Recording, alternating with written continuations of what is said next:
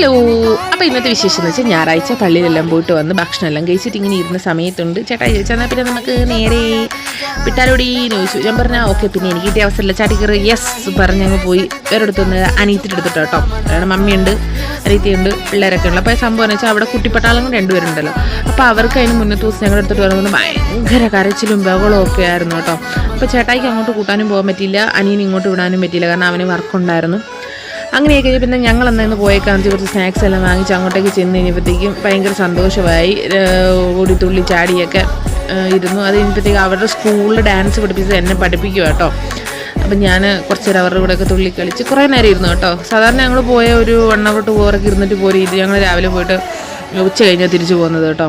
അങ്ങനെ അവിടുന്ന് ഭക്ഷണം എല്ലാം കഴിച്ച് അനീറ്റി ഉണ്ടായിരുന്നു, മമ്മി ഉണ്ടായിരുന്നു, പിള്ളേരുണ്ടായിരുന്നു, അനിയനില്ലായിരുന്നു, അവന് വർക്കുണ്ട്. അങ്ങനെ ഇന്നും കൂടെ അപ്പോൾ അങ്ങനെ ഞങ്ങൾ തിരിച്ചു പോന്നു.